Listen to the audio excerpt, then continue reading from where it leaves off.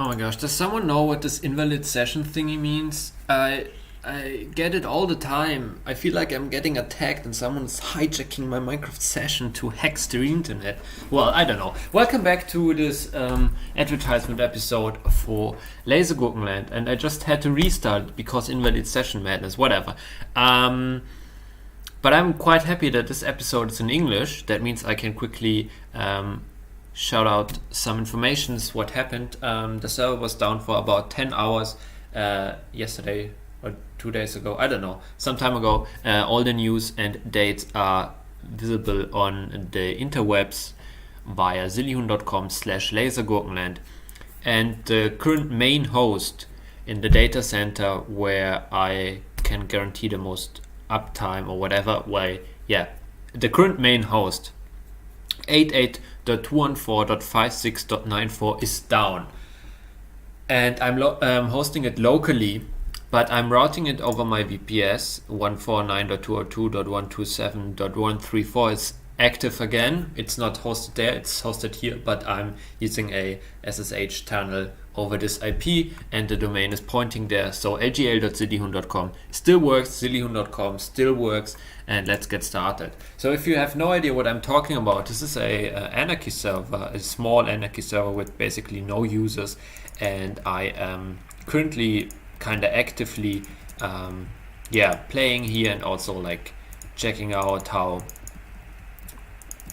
it runs and so on, like somewhat maintaining it, but there's like no in-game moderation or whatever, and I also have no in-game powers. I did not give any account any in-game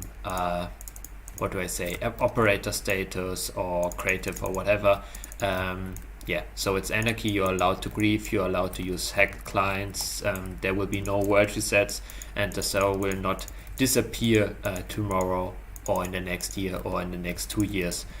So if that is something that interests you, come check it out. That's it for the advertisement and the information part, and I'm looking forward for today's talk, which is about, let me do a quick health check. Are we up and running? Yes, we are live. So as you can probably tell from the title of this video, what's left for private messaging, that's also the title of the talk that we are going to listen to in the background. It has the title 36C3 oh my gosh, what's left for private messaging. It is a talk from 2019. Well, it's a video from 2019, likely also a talk from 2019, but it was uploaded to YouTube in 2019. It currently has 6,000 views, if that is of any interest for you. I don't know if that was an English sentence, but whatever. It's from the mediaccc.de channel, which is a German tech conference. And if you're interested in that talk, I really recommend you checking out the original. Link to that is in the description as always, where you have better audio quality, because I'm just playing this back in the background, and where you also have video, like see the talk slide and so on. So go check out the original, even if you decide to stay here and watch me like placing some obsidian at the bedrock level. I recommend you to check out the original at the end of the talk and give it a click or a like to show them some credits, because like I don't want to steal all the credits and I don't know what to say, the feedback of this talk, because I did not contribute anything to that. I'm just here a consumer. And that's it essentially for this advertisement part of this episode. And since it's an advertisement episode, you can just turn it off right now and come join and play on Lasergurkenland. Oh, by the way, in case the server might change its IP address, it might change its domain, but it won't change its name. And it can be offline maybe for a few hours, maybe for a few days, but in the long term it will stay online. It won't have any word resets. So if you're interested what the current IP address is, search the interwebs for Lasergurkenland, and I'm sure you will be able to find a current status, IP address, information video, whatever. And yeah, so go check that out right now, or try at first lgl.zilihun.com and go play here. Okay, then I'm now going to start to watch the video. Wonderful. Oh my gosh. Yeah, whatever.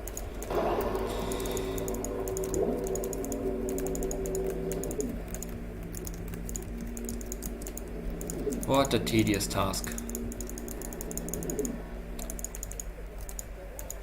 Oh yeah, the sound quality is really fucked. Yeah, that's sad. Thank you.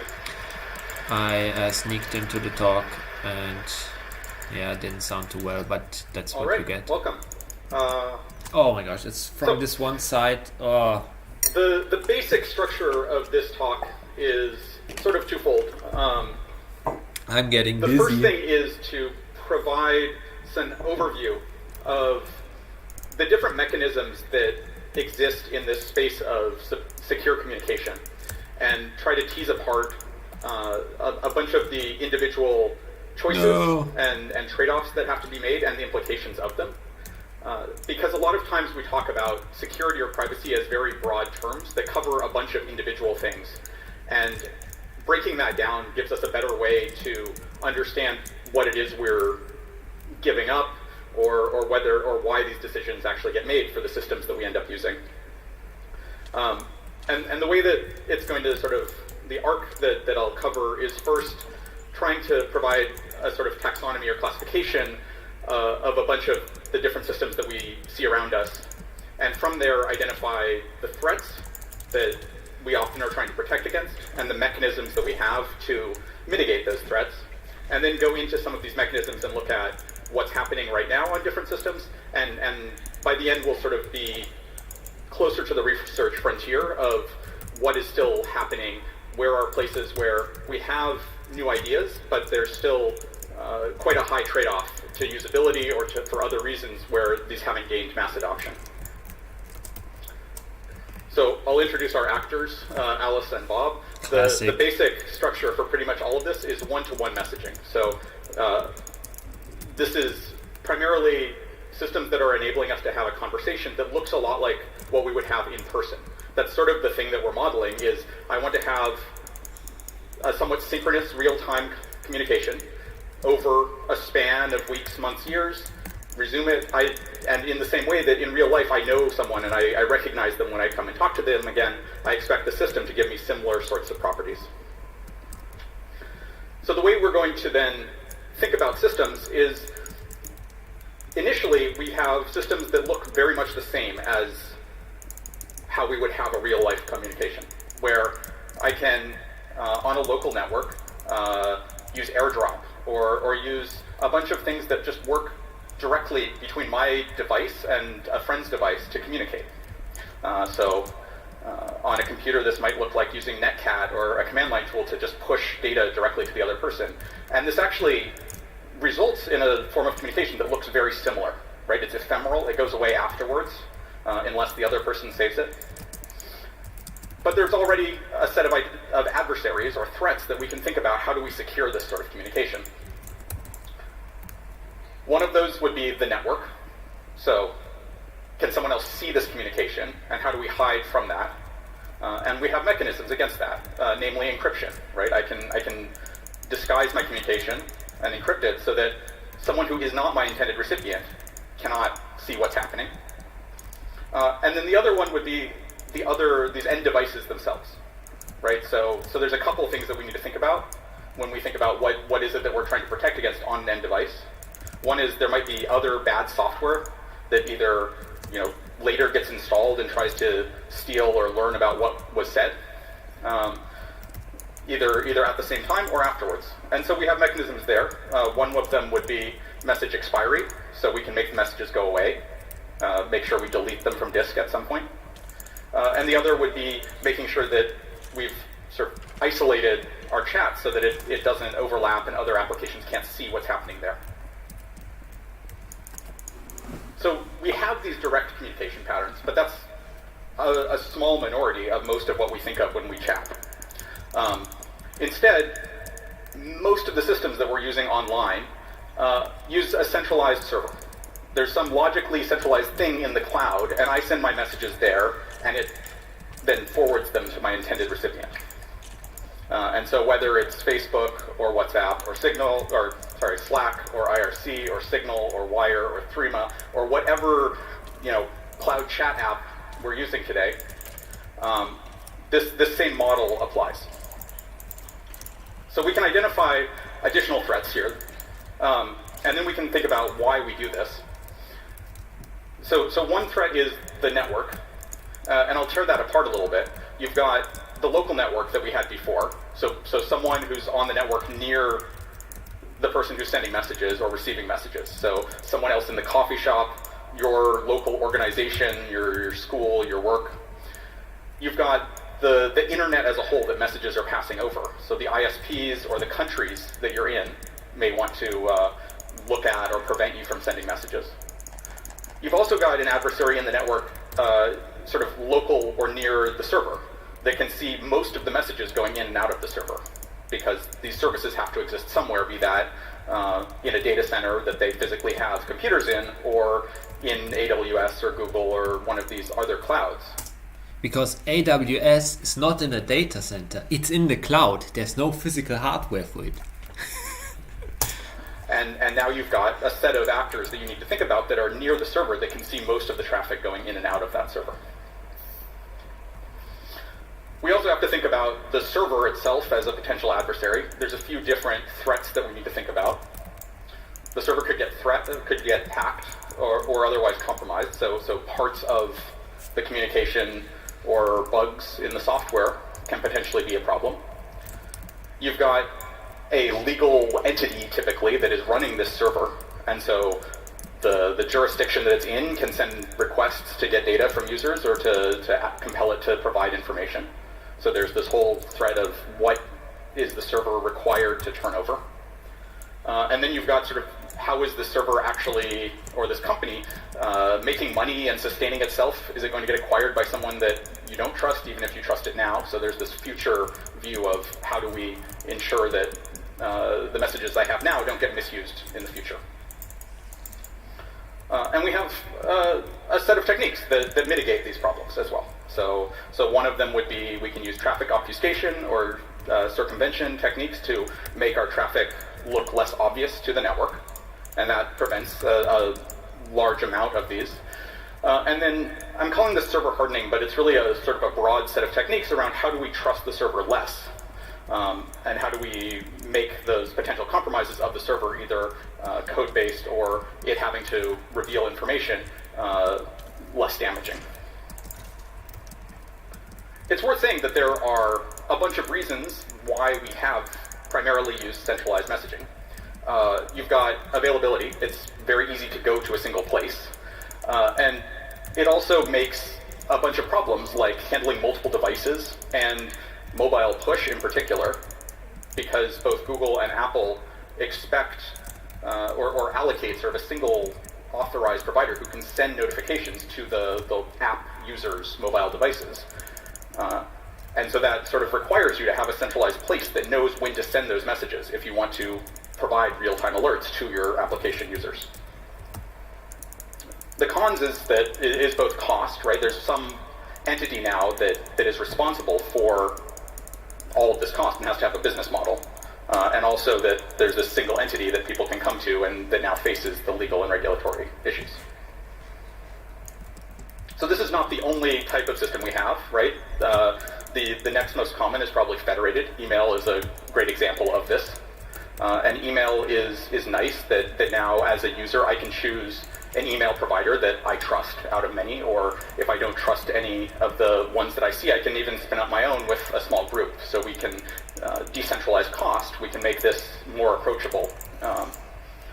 And so while I can gain more confidence in my individual provider, I don't have as much trust in, is the recipient, is Bob in this case, I don't know how secure his connection is to his provider, because we've separated and decentralized that.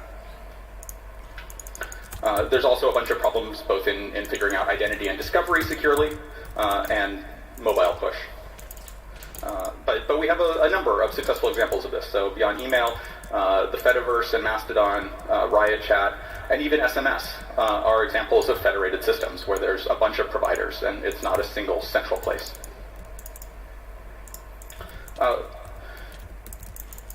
As you continue this sort of metaphor of splitting apart and decentralizing and reducing the trust in a single party, you end up with a set of decentralized messaging systems as well. And so it's worth mentioning that as we sort of get onto this fringe. There's sort of two types. One is using gossip protocols, so things like secure scuttlebutt.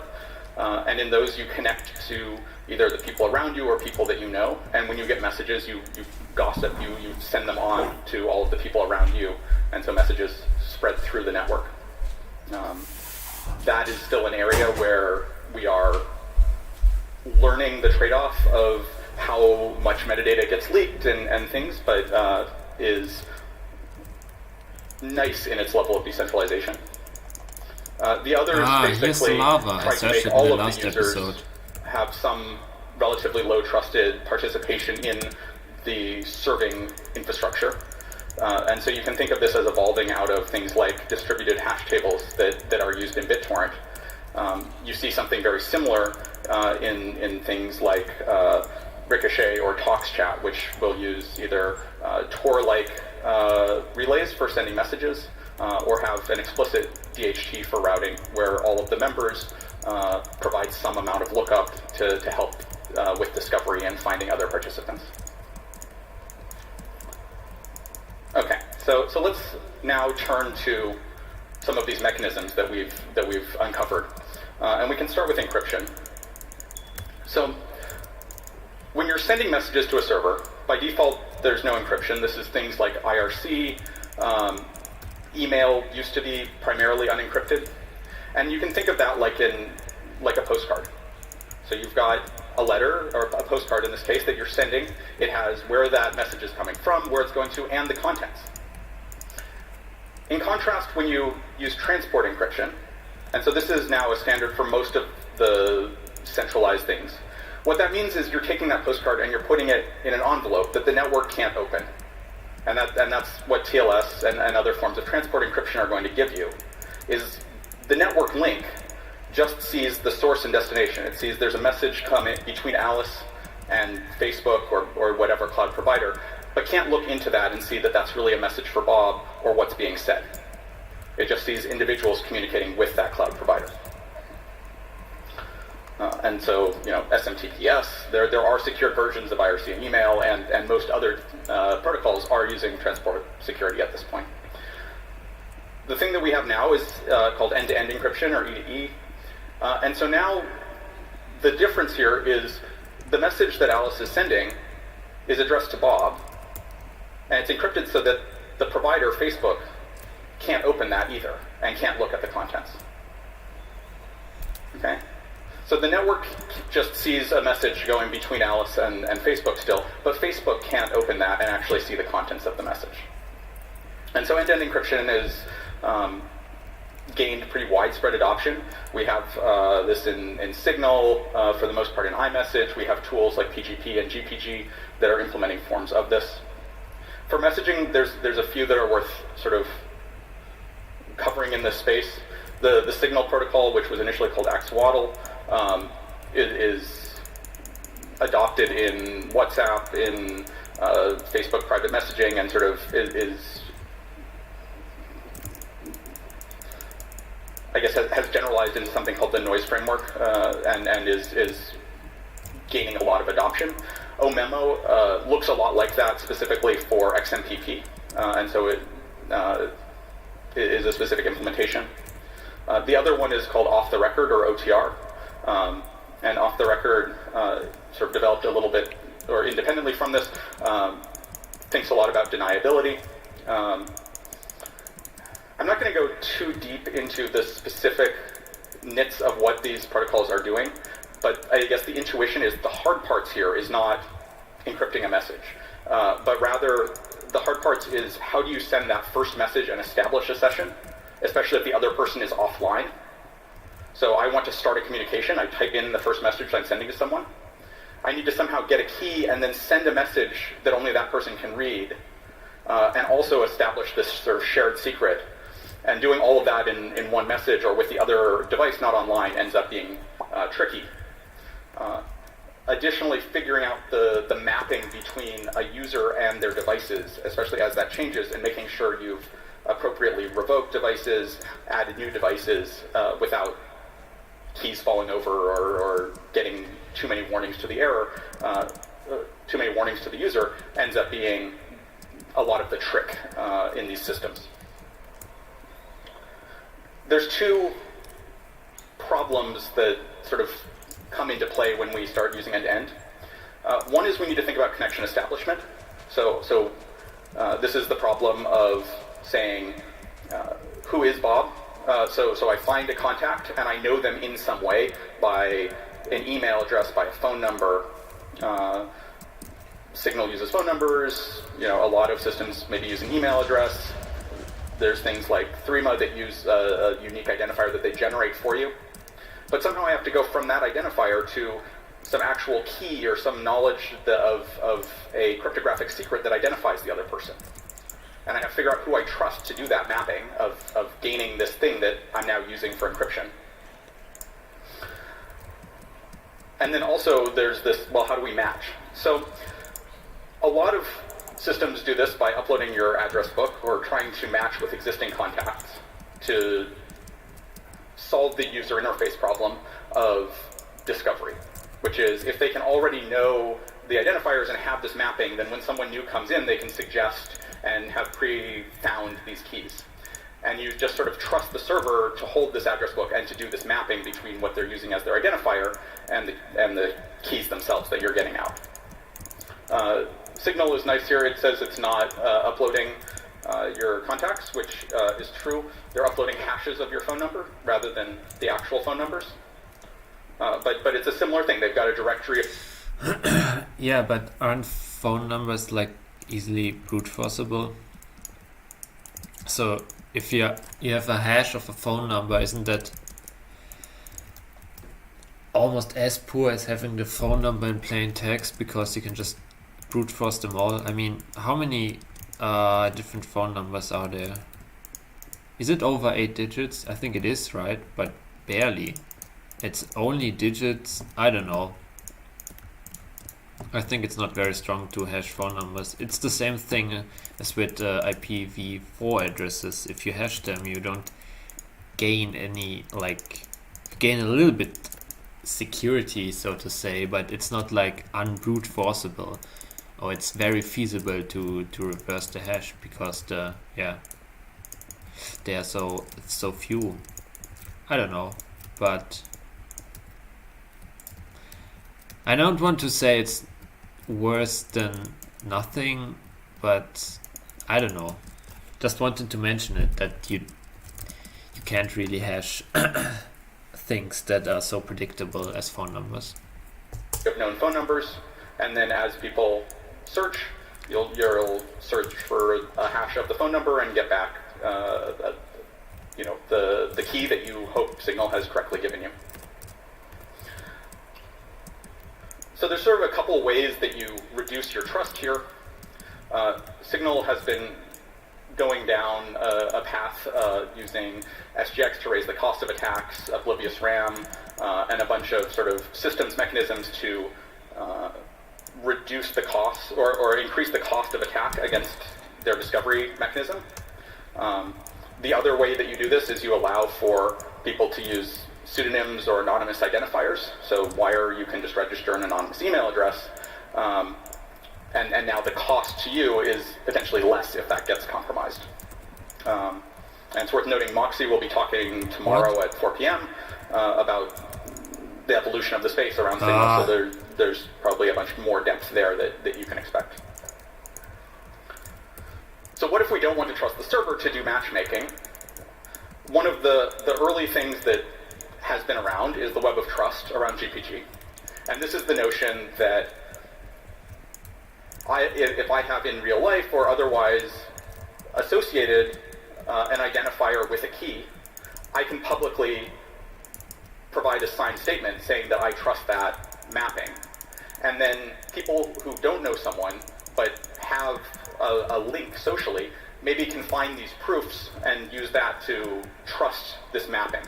So I know an identifier, and I know that I trust someone who has said, well, this is the key associated with that identifier. And I can use that network to eventually find an identifier that I'm willing to trust, or a key that I'm willing to encrypt to.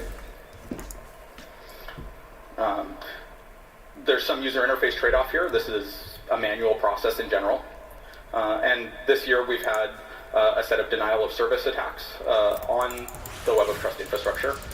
And so the specific attack is that anyone can upload these attestations or trust. And so if a bunch of random users or SIPLs start uploading trusts, when you go to try and download this, you end up overwhelmed by the amount of information. And so the system does not scale because it's very hard to filter to people you care about without telling the system who you care about and revealing your network, which you're trying to avoid. Keybase takes another approach.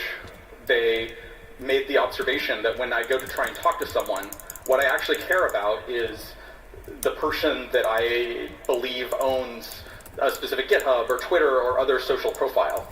And so I can provide an attestation where I say, well, this is a key that's associated with the account that controls this Twitter account or this Reddit account or this Facebook account.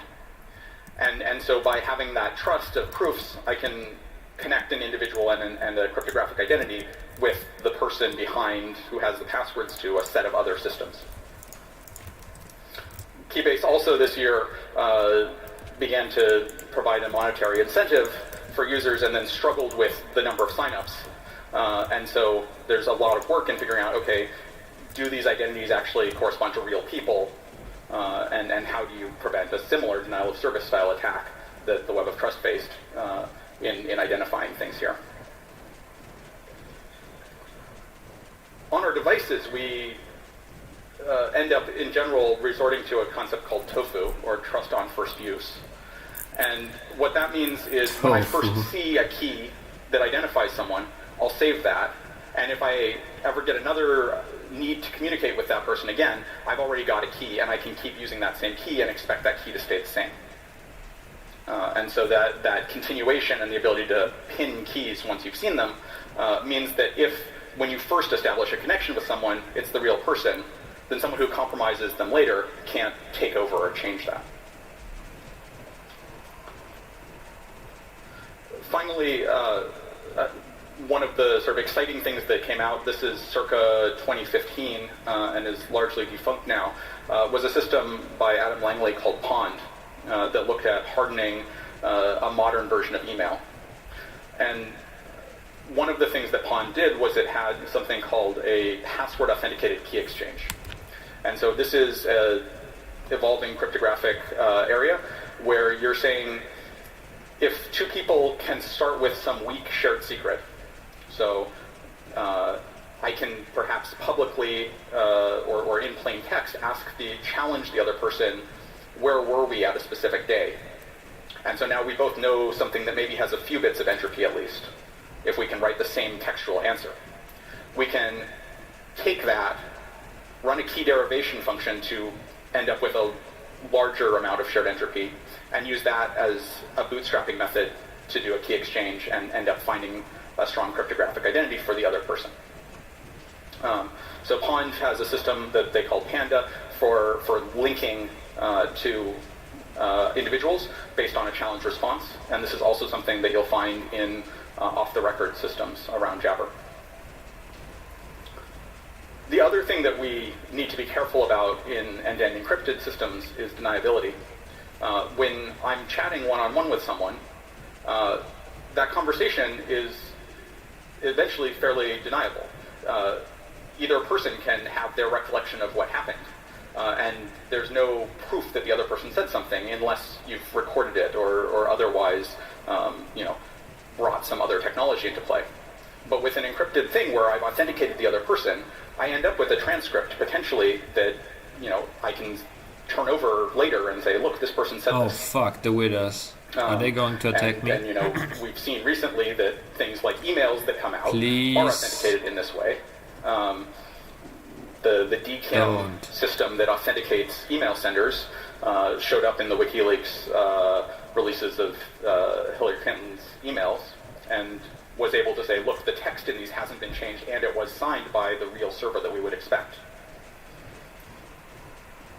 Okay, so nice. The thing that we get from off the record and Signal protocol is something called deniability, or reputability.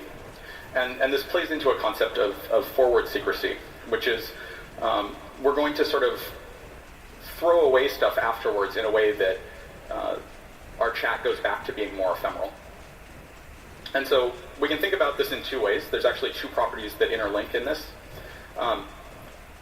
We have keys that we're using to form our shared session that we're expecting to use to have our secret message. And each time I send a message, I'm going to also provide some new keying material and begin changing that secret key that we're using. So I provide a next key, and when Bob replies, he's going to now use my next key as part of that and give me his next key. And the other thing that I can then do is when I send a message, I can provide the secret bit of my previous key. So I can say my last private key that I used to send you that previous message was this. And now at the end of our conversation, we both know all of the private keys, such that we both could have created that whole conversation on our own computer. Lol. That was close. At any given time, it's only the most recent message and bad. that is that only could have been sent by the other person, and the rest of the transcript that you have is something you could have generated yourself.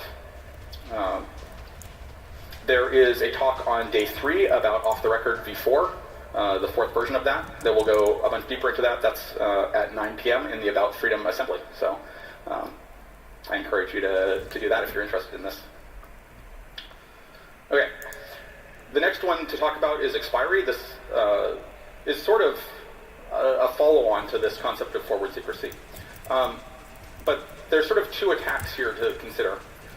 One is something that we should maybe, I guess, give credit to Snapchat for popularizing, which is this concept of the message goes away after some amount of time. And really this is protecting against not fully trusting the other person from like sharing it later or sharing it in a way you didn't intend. Is there a llama? Also like a snapshot adversary, so a bunch of apps will... Wait, does this llama have a chest on it? I wish I had zoom. It looks like it might be a dupe llama. Awesome. Alert the other participant if you take a screenshot. This is why some apps will blank the screen when they go to the task switcher. So if you're swapping between apps, you'll see that some of your applications will just show a blank screen or will not show contents. And that's because I realized that Signal does that. While operating systems APIs don't tell them when you're in that mode if you take a screenshot. And so they want to be able to notify if the other person does. And it's worth noting that this is all just raising the cost of these attacks and providing sort of a social incentive not to, right? I can still use another camera to take a picture of my phone and get evidence of something that has been said. But it's discouraging it and setting social norms. The other reason for expiry is after the fact compromise of a device. So whether that's someone gets hold of the device and tries to do forensic analysis to pull off previous messages or the chat database, or whether someone tries to install an application Did I reach the limit already? Scans through your phone. So I feel like I'm not going deeper anymore. is an application that's been installed as a surveillance app in China. And this also boils down to a user interface and user experience question, which is how long are you going to save logs? How much history are you going to save? And what norms are you going to have? And there's a trade-off here. It's useful sometimes to scroll back, and especially for companies that believe that they have value-added services around being able to do data analytics on your chat history. They're wary of getting rid of that. The next thing that we have is isolation and OS sandboxing, right? So a lot of this is I feel like it's one useless. layer, which is what is the operating system doing to secure your application, your chat system, from the other things, the malware or the compromises of the broader device that it's running on. We have a bunch of projects around us at Congress that Yeah. are innovating on this. It's a dupe llama. There are chat systems that also Wait, what attempt to is do this this thing? sort of on their own. What does it One do? sort of extreme example is called tinfoil chat, which makes use of 3 devices and a physical diode, which is designed to have one device that is sending messages and another device that is receiving messages. And the thought is, if you receive a message that somehow compromises the device, the malware or the malicious file can never get any communication back out, and so becomes much less valuable to have compromised. And they implement this with like a physical little hardware diode. The other side of this is recovery and backups, which is you've got a user experience trade-off between a lot of people losing their devices and wanting to get back their contact list or their chat history, and the fact that now you're keeping this extra copy and have this additional place for things to get compromised. Apple has done a lot of work here that we don't look at so much. They gave a Black Hat talk a few years ago where they discussed how they use custom hardware security modules in their data centers, much like the T2 chip in the end devices, Nice one. that will hold the backup keys that get used for their iCloud backups and do similar amounts of rate limiting. And they consider a pretty wide set of adversaries, more than you might expect. So including things like what happens when the government comes and asks us to write new software to compromise this. And so they set up their HSMs such that they cannot provide software updates to them, which is a sort of a step of how do you do this cloud security side that we don't think about as much. So there's a set of slides that you can find from this, and these slides will be online too, as a pointer, to look at their solution, which considers a large number of adversaries that you might not have thought about. So traffic obfuscation is primarily a network side adversary. The technique that is getting used as sort of what people are using if they feel they need to do this is something called domain fronting. And domain fronting had its heyday maybe in 2014-ish and has become somewhat less effective, but is still effective enough for most of the chat things. The basic idea behind domain fronting is that there's a separation of layers behind that envelope and the message inside of it that we get in HTTP in the web. So when I create a secure connection to a CDN, to a content provider like Amazon or Google or Microsoft, I can make that connection and perform the security layer and provide a fairly generic service that I'm connecting to. I just want to establish a secure connection to Cloudflare. And then once I've done that, the message that I can send inside can be a chat message to a specific customer of that CDN or that cloud provider. And so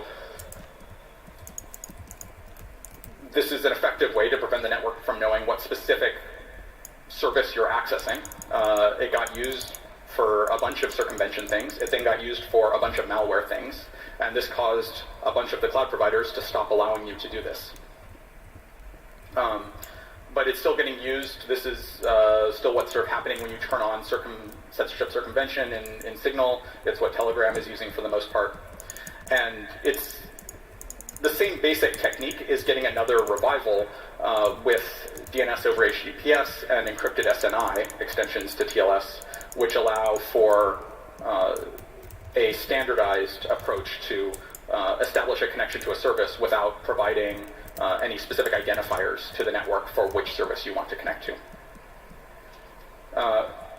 It's worth sort of mentioning that probably the most active chat service for this sort of obfuscation or circumvention is Telegram, which has a bunch of users in countries that are not fans of having lots of users of Telegram. And so they have both systems where they can bounce between IPs very quickly and change where their servers appear to be. And they've also used techniques like sending messages over DNS tunnels to mitigate some of these censorship things. From the provider's perspectives, this is really accessing their user population they're not really thinking about your local network or caring about that as much as they are like, oh, there's millions of users that we should probably still have access to us. So we can maybe hide the characteristics of traffic in terms of what specific service we're connecting. There's some other things about traffic, though, that also are revealing to the network. And this is sort of this additional metadata that we need to think about. So one of these is padding, or the size of messages can be revealing. So one sort of immediate thing is the size of a chat or a text message is going to be very different from the size of an image or voice or movies. And you see this on airplanes or in other bandwidth limited settings. They might allow text messages to go through, but images won't. There's been research that shows, for instance, on voice, even if I encrypt my voice, we've actually gotten really good at compressing audio of human speech. So much so that different phonemes, different sounds that we make, take up different sizes. And so I can say something, compress it, encrypt it, and then recover what was said based on the relative sizes of different sounds. Crazy. So there was a paper in 2011 at Oakland S&P that demonstrated this potential for attacks. And so what this is telling us, perhaps, is that there's a trade-off between how efficiently I want to send things and how much metadata or revealing information for distinguishing them I'm giving up. So I can use a less efficient compression that's constant bit rate or that otherwise is not revealing this information, but it has higher overhead and won't work as well in constrained network environments. The other place that this shows up is just when people are active. So if I can look at when someone is tweeting or when messages are sent, I can probably figure out pretty quickly what time zone they're in, right? And so this leads to a whole set of these metadata-based attacks. And in particular, there's confirmation attacks and intersection attacks. And so intersection attacks is looking at the relative activity of multiple people and trying to figure out, okay, when Alice sent a message, who else was online or active at the same time? And over time, can I narrow down or filter to specific people that were likely who Alice was talking to? Pond also is a service to look at, or a system to look at in this regard. Their approach was that a client would hopefully be always online and would, at a regular pattern, check in with the server with the same amount of data, regardless of whether there was a real message to send or not. So that from the network's perspective, every user looked the same. The downside being that you've now got this message being sent by every client every minute or so. And that creates a huge amount of overhead of just padded data that doesn't have any meaning. So finally, I'll take a look at server hardening and the things that we're doing to reduce trust in the server. There's a few examples of why we would want to do this. So one is that you've had messaging servers plenty of times that have not been as secure as they claim. One example being that there was a period where the Skype subsidiary in China was using a blacklist of keywords on the server to either prevent or intercept some subset of their users' messages without telling anyone that they were doing that. And then also just sort of this uncertain future of, okay, I trust the data now, but what can we do so that I don't worry about what the corporate future of this service entails for my data? One of the sort of elephants in the room is that the software development is probably pretty centralized. So even if I don't trust the server, there's some pretty small number of developers who are writing the code, and how do I trust that the updates that they are making to this, either the server or to my client that they push to my client, isn't reducing my security? Open source is a great start to mitigating that, but it's certainly not solving all of this. So one way we can think about how we reduce trust in the server is by looking at what the server knows after end-to-end encryption. It knows things about the size, it knows where the message is coming from, it knows where the message is going to. Size, we've talked about some of these padding things that we can use to mitigate. So how do we reduce the amount of information about sources and destinations in this network graph that the server knows. So this is a concept called linkability, which is being able to link the source and destination of a message. We start to see some mitigations or approaches to reducing linkability entering mainstream systems. So Signal has a system called sealed sender that you can enable, where the source of the message goes within the encrypted envelope, so that Signal doesn't see that. The downside being that Signal is still seeing your IP address, but the thought is that they will throw those out relatively quickly, and so they will have less logs about this source to destination. Theoretically, though, there is a bunch of work in this. The first thing I'll point to is a set of systems that we classify as mixed nets. A mixed net works by having a set of providers rather than a single entity that's running the servers. A bunch of users will send messages to the first provider, which will shuffle all of them and send them to the next provider, which will shuffle them again and send them to a final provider that will shuffle them and then be able to send them to destinations.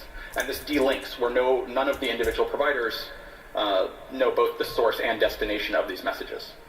So this looks maybe a bit like Tor's onion routing, but differs in sort of a couple of technicalities. One is that typically you will wait for some number of messages rather than just going through with bandwidth and low latency.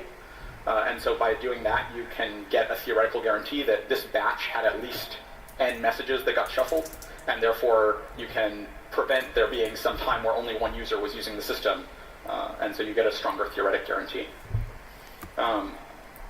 There's an active project making a messaging system using mixed nets called Katzenpost. They gave a talk at camp this summer, and I'd encourage you to look at their website or go back to that talk to learn more about mixed nets. The project that I was, I guess, tangentially helping with is in a space called private information retrieval, which is another technique for doing this delinking. And so private information retrieval frames the question a little bit differently. And what it asks is, if I have a server that has a database of messages, and I want a client to be able to retrieve one of those messages without the server knowing which message the client got or asked for. Okay. So this sounds maybe hard. I can give you a straw man to convince yourself that this is doable. And the straw man is, I can ask the server for its entire database and then take the message that I want. And the server hasn't learned anything about which message I cared about. But I spent a lot of network bandwidth probably doing that. So there's a couple constructions for this. I'm going to focus on the information theoretic private information retrieval. And so we're going to use a similar setup to what we had in our threat model for a mixed net, which is we've got a set of providers now that have the same database. And I'm going to assume that they're not all talking to each other or colluding. So I just need at least one of them to be honest. And one of the things that we'll use here is something called the exclusive OR operation. To refresh your memory here, exclusive OR is a binary bitwise operation. And the nice property that we get is if I XOR something with itself, it cancels out. So if I have some piece of data and I XOR it against itself, it just goes away. So if I have my systems that have the database, I can ask each one to give me a superposition of some random subset of its database. So I can ask the first server, give me items 4, 11, 14, and 20 XORed together. I'm assuming all the items are the same size so that you can do these XORs. And then if I structure that, it can appear to each server independently, or as in the request that it sees, that I just asked for some random subset. But I can do that so that when I XOR the things I get back, everything just cancels out except the item that I care about. And unless you saw all of the requests that I made, you wouldn't be able to tell which item I cared about. So by doing this, I've reduced the network bandwidth. I'm only getting one item of size back from every server. Now you might have a concern that I'm asking the server to do a whole lot of work here. It has to look through its entire database and compute this superposition thing. And that seems potentially like a lot of work, right? The thing that I think is exciting about this space is it turns out this sort of operation of going out to a large database and like searching for all of the things and then coming back with a small amount of data looks a lot like the hardware that we're building for AI and for a bunch of these sorts of search-like things. And so this runs really quite well on a GPU where I can have all of those thousands of cores compute little small parts of the XOR and then pull back this relatively small amount of information. And so with GPUs, you can actually have databases of gigabytes, tens of gigabytes of data, and compute these XORs across all of it in order of a millisecond or less. So a couple of things in this space. Talic is the system that I helped with that demonstrates this working. The converse problem is called private information storage, and that one is how do I write an item into a database without the database knowing which item I wrote. The mathematical construction there is not quite as simple to explain, but there's pretty cool new work in the last month or two out of Dan Bonet and Henry Corgan Gibbs at Stanford called Express, and Saba is first author, that is showing how to fairly practically perform that operation. Cool. I'll finish just with a couple minutes on multi-party chat, or group chat, so small groups. You've sort of got a choice here in terms of how chat systems are implementing group chat. One is you can not tell the server about the group, and as someone who is part of the group, I just send the same message to everyone in the group, and maybe I tag it for them so that they know it's part of the group. Or you do something more efficient where you tell the server about group membership, and I send the message once to the server, and it sends it to everyone in the group.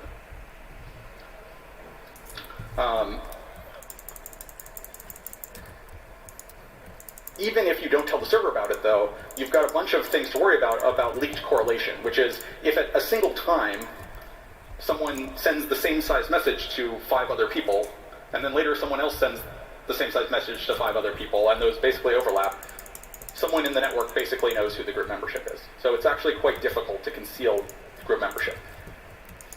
The other thing that breaks down is our concept of deniability, once again, which is now if multiple people have this log, even if both of them individually could have written it, the fact that they have the same cryptographic keys from this other third party probably means that third party made that message.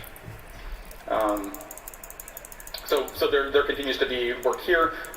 Signal is working on providing, again, an SGX and centralized construction for group management to be able to scale better, given, I think, the pretty realistic fact that the server in these cases is probably going to be able to figure out group membership. In some case, you might as well make it scale. On the other side, one of the cool systems that's being prototyped is called Kutch, out of Open Privacy. And this is an extension to Ricochet that allows for offline messages and small group chats. It works for order of 5 to 20 people, and it works by having a server that obliviously forwards on messages to everyone connected to it. So when I send a message to a group, the server sends the message to everyone it knows about, not just the people in the group. And therefore the server doesn't actually know the subgroups that exist. It just knows who's connected to it. And that's a neat way. It doesn't necessarily scale to large groups, but it allows for some concealing of group membership. They've got an Android prototype as well that's sort of a nice extension to make this usable. Wonderful. I guess the final thought here is there's a lot of systems. I'm sure I haven't mentioned all of them. But this community is really closely tied to the innovations that are happening in the space of private chat. And this is the infrastructure that supports communities and is some of the most meaningful stuff you can possibly work on. And I encourage you to find new ones and look at a bunch of them and think about the trade-offs and encourage friends to play with new systems, because that's how they gain adoption and how people figure out what mechanisms do and don't work. So with that, I will take questions.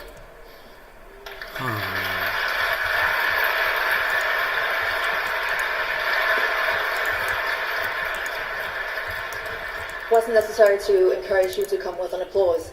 There are microphones that are numbered in the room, so if you start lining up behind the microphones, then we can take your questions. We already have a question from the internet.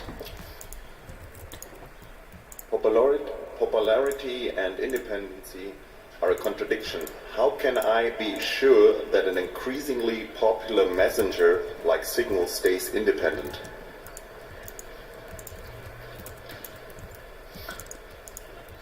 I guess I would question whether independence is a goal in and of itself. It's true that the value is increasing, and so one of the things to think about is using systems that have open protocols or that are federated or otherwise not centralized. And again, this is reducing that need to have confidence in the future business model of a single legal entity. But I don't know if independence is of the company is the thing that you're trying to trade off with popularity. Well, then we have questions at the microphones. We'll start at microphone number 1. Thanks for the talk. First of all, you talked a lot about content and encryption. What about the initial problem? History shows that if I'm an individual already observed in a sensitive area, there might no need to encrypt or decrypt the message I'm sending. It's already, I'm identified, I'm sending at a specific location at a specific time. Is there any chance to hide that or do something against it? So make things hidden again after the fact. That seems very hard. I mean, so there's a couple thoughts there, maybe. There's sort of this real-world intersection attack, which is if there's like a real-world observable action of like who actually shows up at the protest, that's a pretty good way to figure out who was chatting about the protest beforehand, potentially. And so, I mean, I think what we've seen in real-world organizing is things like either really decentralizing that, where it happens across a lot of platforms and happens very spontaneously close to the event, so there's not enough time to respond in advance, or using, or hiding your presence, or otherwise trying to stagger your actual actions so that they are harder to correlate to a specific group. It's not something the chat systems are talking about, I don't think. We have time for more questions, so please line up in the microphones, and if you're leaving, then leave quietly. We have a question from microphone number 4. So if network address translation is the origin sin to the end-to-end principle, and due to that we now have to run servers, someone has to pay for it. Do you know any solution to that economic problem? I mean, we had to pay for things even without network address translation, but we could move more of that cost to end users. Oh. And so we have another opportunity with IPv6 to potentially keep more of the cost with end users, or develop protocols that are more decentralized where that cost stays more fairly distributed. You know, our phones have a huge amount of computation power, and figuring out how we make our protocols so that work happens there is, I think, an ongoing balance. I think some of the reasons why network address translation or centralization is so common is because distributed systems are pretty hard to build and pretty hard to gain confidence in. So more tools around how we can test and feel like we understand and that a system actually is, you know, going to work 99.99% of the time for distributed systems is going to make people less wary of working with them. So better tools on distributed systems is maybe the best answer. We also have another question from the internet, which we'll take now.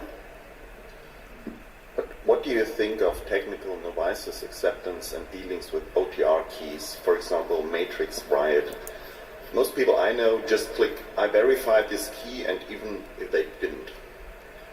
Absolutely. So this, I think, goes back to Yes. a lot of these problems are sort of a user experience trade-off, which is,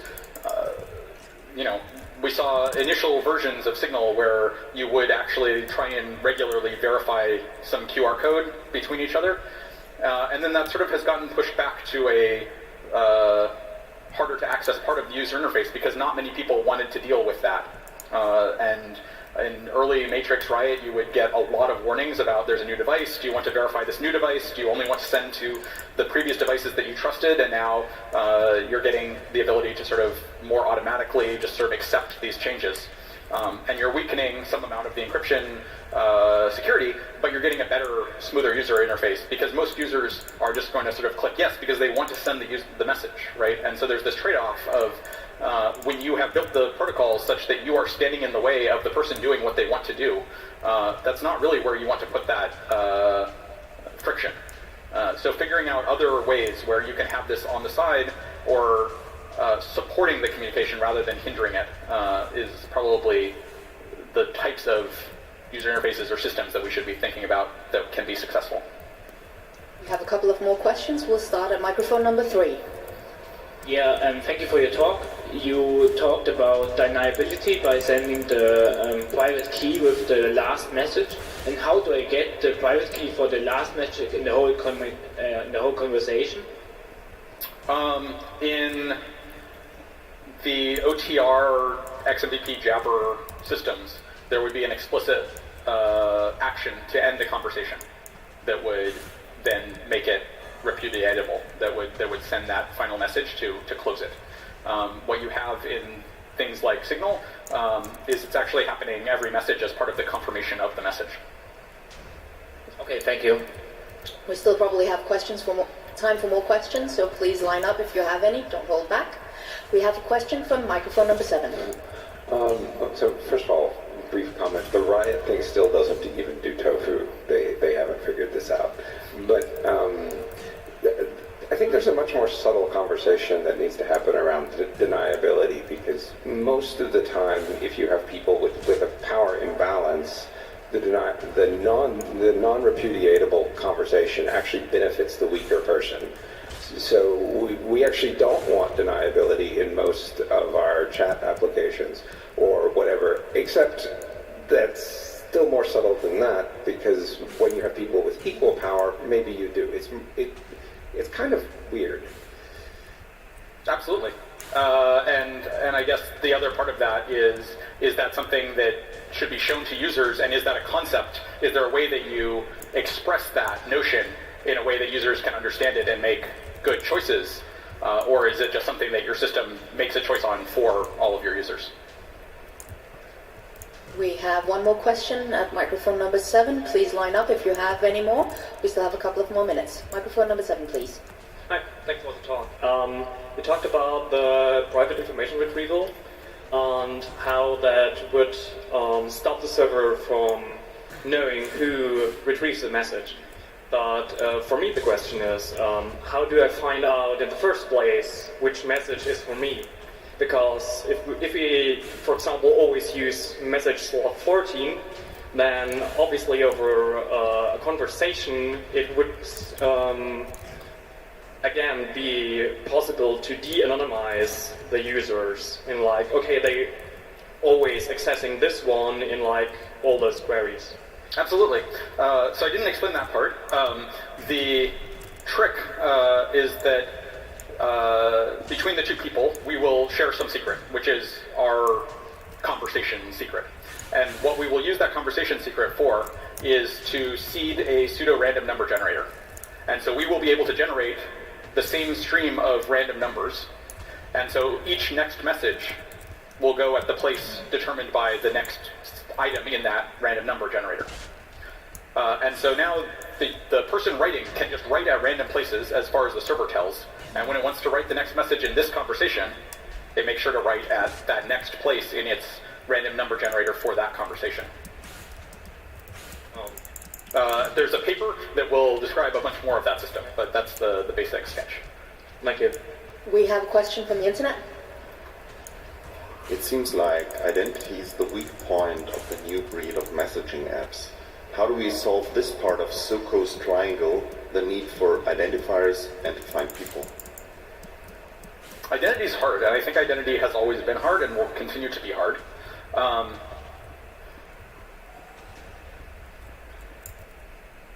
Having a variety of ways to be identified, I think, remains important and is why there isn't a single winner-takes-all system that we use for chat, but rather you have a lot of different chat protocols that you use for different circles and different social circles that you find yourself in. And part of that is our desire to not be confined to a single identity, but to be able to have different facets to our personalities. There are systems where you can identify yourself with a unique identifier to each person you talk to, rather than having a single identity within the system. So that's something else that Pond would use, was that the identifier that you gave out to each separate friend was different. And so you would appear as a totally separate user to each of them. It turns out that's, at the same time, very difficult, because if I post an identifier publicly, suddenly that identifier is now linked to me for everyone who uses that identifier. So you have to give these out privately in a one-on-one setting, which limits your discoverability. So that concept of how we deal with identities, I think, is inherently messy and inherently something that there's not going to be something satisfying that solves. And that was the final question concluding this talk. Please give a big round of applause for Wes Brown. Thank you. Yeah, and that's it for this advertisement episode. Make sure to check out Lasergurkenland and see you in game.